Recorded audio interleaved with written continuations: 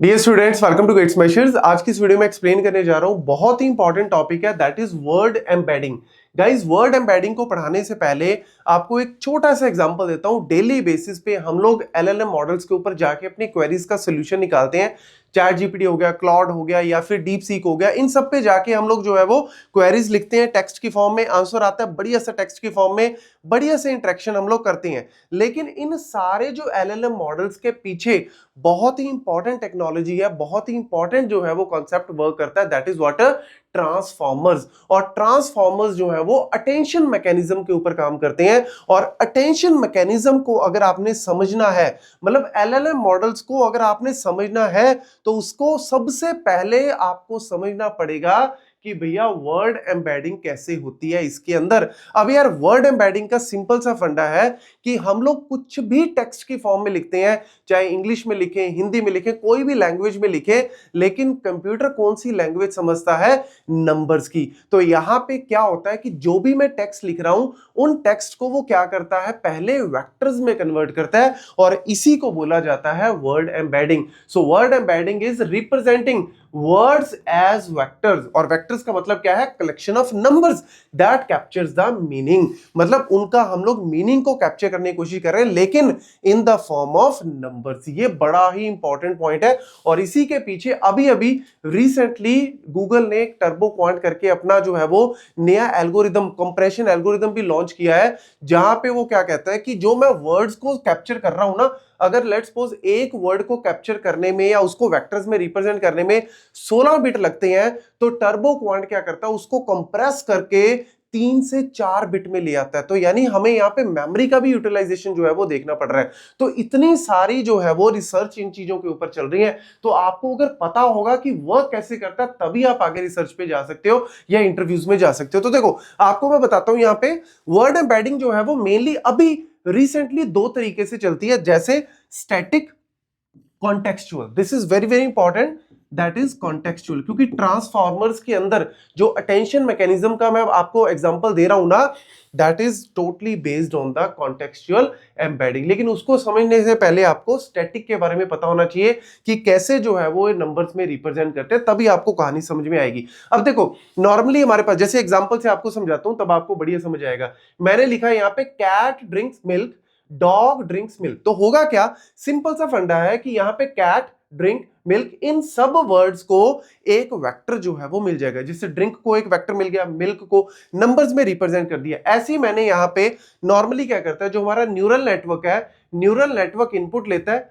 और इस तरीके से आपको पता है हिडन लेयर्स में से वो वैल्यूज को मल्टीप्लाई करके, बायसेस ऐड करके, और एक आउटपुट जो है वो जनरेट करता है। और उसको फिर बैक जो है वो फीडबैकिंग भी, अगर उसको लगता है कि यार मेरे को कुछ चेंज करना है, तो वो वहां पे बैक प्रोपेगेशन, ये सारी चीजों को यूज करके हर एक वैल्यू को, हर एक वर्ड को एक नंबर जो है वो प्रोवाइड करता है। जैसे हमने इसको दिया और इसने लेट्स सपोज कैट का यहां पे मेरे को वेक्टर निकाल के दिया, न्यूरल नेटवर्क ने इसको वेक्टर को निकाल के दिया, लेट्स सपोज 0.2, 0.8 एंड 0.1। तो इस तरीके से मेरे को तीन नंबर दे दिए, 0.2, 0.8 एंड 0.1। अब ये जो है वो यहां पे इसने मेरे को कुछ वेक्टर्स दिए। अब लेट्स सपोज डॉग का भी इसने कुछ मेरे को वेक्टर दिया, यहां पे डॉग का लेट्स सपोज दे दिया जी 0.3, 0.9 एंड 0.2। ठीक है, तो ये भी मैंने जो है वो वही सेम न्यूरल नेटवर्क ने सारा कैलकुलेशंस करके इनसाइड इस तरीके से वैल्यूज मेरे को दे दी। अब यहां पे समझने वाली चीज क्या है, यहां पे आपके दिमाग में आ रहा हो सर ये नंबर्स क्या शो कर रहे हैं। तो आपको एक एग्जांपल से बता रहा हूं कि देखो, मेरा यहां पे पहला जो है वो क्या है, 0.2, 0.8 और 0.3। ये जो तीन कॉलम्स आपको दिख रहे हैं ना, ये क्या है, काइंड ऑफ फीचर्स है। नोट कर लो, ये क्या है, फीचर है। दिस इज फीचर 1, फीचर 2 या फीचर 3। इसको आप डायमेंशन भी बोल सकते हो। This is dimension 1, 2 dimension and 3 dimension. मतलब हमारा डेटा हम लोग 3 डायमेंशन में रिप्रेजेंट कर रहे हैं। अब ये डायमेंशंस क्या हो सकते हैं? फॉर एग्जांपल, क्या ये कोई एनिमल है या ऑब्जेक्ट है? तो मैंने क्या किया, एनिमल या फिर ऑब्जेक्ट में इसने कोई वैल्यू दे दी 0.2। तो देखो, डॉग में भी उसने काइंड ऑफ सिमिलर वैल्यू दी है, क्योंकि एनिमल की कैटेगरी में आ रहा है, तो थोड़ा सा पास वैल्यू हो गई। ऐसे ही दूसरा फीचर हो गया, क्या ये लिविंग थिंग है या नॉन लिविंग थिंग है? तो यार देखा कि हमने, यार कैट डॉग क्या है, लिविंग थिंग है, तो इसकी वैल्यू इसने 0.8 और रिलेटेड जो है वो 0.9 दे दी। ऐसे ही हमने इसके बिहेवियर से रिलेटेड कि भैया ये कुछ पीता है, कोई मिल्क वगैरह या कुछ भी इस तरीके से खाता पीता है, है तो हमने वो वैल्यूज भी आसपास दे दी हैं। तो ये अपने आप न्यूरल नेटवर्क आपको रिलेटेड वैल्यूज को आसपास देगा। आप इसको ऐसे भी समझ सकते हो कि अगर मैं 3 डायमेंशन में इसको रिप्रेजेंट करूं, 3 डायमेंशन का मतलब है अगर एक्स एक्सिस, वाई एक्सिस और जेड एक्सिस में रिप्रेजेंट करूं, तो यानी कैट और डॉग की वैल्यूज जो है वो कहीं ना कहीं आप मान के चलो कि आसपास आएंगी। कहीं ना कहीं कैट और डॉग की वैल्यूज 3 डायमेंशन में आसपास आएंगी। और रियल लाइफ में जो एलएलएम मॉडल्स हम लोग यूज कर रहे हैं ना, चैट जीपीटी, बर्ड, ये सारे, इनमें बहुत सारे ह्यूज डायमेंशंस होते हैं। ये सिर्फ 3-4 डायमेंशन में नहीं, ये सिर्फ आपको समझाने के लिए है, क्योंकि अगर आपको 3 से समझ आ गई तो आपको 300 से भी समझ में आ ही जाएगी। और एग्जांपल्स में आप बहुत अच्छे से आप इंटरव्यूज में इसको समझा भी सकते हो। तो ये चीज होगी। अब लेट्स सपोज मैं इसी से रिलेटेड ले लेता हूं। लेट्स सपोज मैंने एक कार ले लिया, मैंने यहाँ पे कोई सेंटेंस लिखा जिसके अंदर कार आ रहा है। अब कार का जब ये बनाएगा यहाँ पे न्यूरल नेटवर्क, इसको वेक्टर्स में कन्वर्ट करेगा, तो उसकी values kind of let's suppose 0.8 या फिर यहाँ पे 0.1, यहाँ पे 0.5, इस तरीके से कुछ वैल्यूज दे दी। क्यों? क्योंकि भैया ये एक ऑब्जेक्ट की कैटेगरी में आ गया, ये नॉन लिविंग की कैटेगरी में आ गया। तो यानी ये तो आपस में रिलेटेड सी है, पास पास है, लेकिन ये जो है वो थोड़ा सा दूर वैल्यूज क्यों दे रहा है? क्योंकि ये एक डिफरेंट कैटेगरी का चीज है। तो ये इस तरीके से वर्क करता है। मतलब जो हम नंबर्स दे रहे हैं, जो हम वर्ड्स दे रहे हैं ना, उन वर्ड्स का मीनिंग भी चेक करता है। ये बड़ा इंपॉर्टेंट है। लेकिन हुआ क्या कि कहानी बहुत बढ़िया चल रही थी, लेकिन हुआ क्या कि जब हमारे सेंटेंसेस बहुत बड़े बड़े होने लग गए, जब हमारी क्वेरीज जो है वो बड़ी बड़ी होने लग गई, तो एक ही वर्ड के मल्टीपल मीनिंग भी होते हैं। अब यार एक ही वर्ड के अगर मल्टीपल मीनिंग है तो इसने तो उसको फिक्स कर दिया, स्टैटिक वाले ने क्या कर दिया? फिक्स कर दिया। मतलब जहां पे भी आपके पूरे पैराग्राफ में जहां पे भी कैट होगा ना, उसका यही वेक्टर लेगा। जहां जहां डॉग होगा यही, जहां जहां कार होगा उसका यही वेक्टर लेगा। लेकिन होता क्या है, कई बार एक ही वर्ड के मल्टीपल मीनिंग होते हैं। मतलब कॉन्टेक्स्ट की बात करें कि हमने उसको किस कॉन्टेक्स्ट में यूज कर रहे हैं, तो चेंज होना चाहिए। तो ये चीज आई थी एक्चुअली में अटेंशन मैकेनिज्म। ये आपको समझना बहुत जरूरी है। तो ये बड़ा इंपॉर्टेंट कॉन्सेप्ट है कॉन्टेक्सचुअल वाला।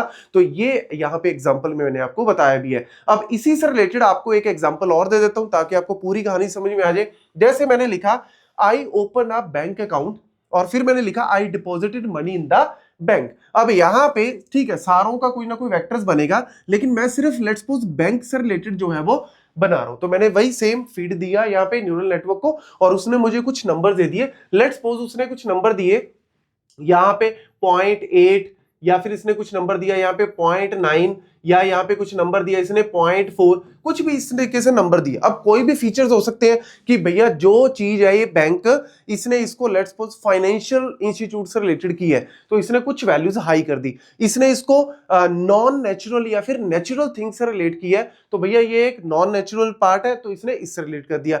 लेकिन अब लेट्स सपोज मैं एक और लाइन यहीं पे अपने सेंटेंस में ही एक और लाइन लिखता हूं कि I sat at the river bank. मैं यहां पे एक सिंपल सी लाइन लिख रहा हूं कि भैया मैं नदी के किनारे जाके बैठ गया। मतलब डिपॉजिट करने के बाद मैं नदी के किनारे जाके बैठ गया, रिलैक्स होने के लिए थोड़ी देर बैठ गया। अब यहां पे ये वाला जो बैंक है, अगर मेरा स्टैटिक वाला होगा तो क्या करेगा? सेम यही वाला जो है वो फिक्स कर दिया, अब इसको चेंज नहीं कर सकते। बट यार अगर मैं यही चीज यहां पे यूज करूंगा तो गड़बड़ हो जाएगी, क्योंकि यहां पे इसका मीनिंग अलग हो गया बैंक का। तो इसके अकॉर्डिंग जो है वो ये चेंज कर देगा। मतलब यहां पे लेट्स सपोज कुछ वैल्यू इसने जो है वो 0.2 या फिर पॉइंट जो है वो 1 या फिर पॉइंट जो है वो 6, इस तरीके से कि भैया ये कोई फाइनेंशियल से रिलेटेड नहीं है, ये एक नेचुरल है। ये नॉन नेचुरल पार्ट था, ये एक नेचुरल चीज है, तो इससे रिलेटेड जो है वो वैल्यूज अलग देगा। तो इस तरीके से आपको समझना जरूरी है कि भैया जो अटेंशन मैकेनिज्म है, जो ट्रांसफॉर्मर्स है, वो एक्चुअल में काम किसके ऊपर करते हैं? वो कॉन्टेक्सचुअल एम्बेडिंग के ऊपर काम करते हैं। तो ये पहले समझना जरूरी है। इसके बाद हम लोग देखेंगे कि ये वर्क कैसे करता है, कि कैसे हम लोग वैल्यूज को रिलेट करते हैं, कैसे हम लोग जो है वो कॉन्टेक्स्ट को पढ़ते हैं, मीनिंग के साथ साथ कॉन्टेक्स्ट को, कि किस तरीके से सेंटेंस के अंदर उस वर्ड को यूज किया हुआ है, ये भी अटेंशन के अंदर आ जाता है।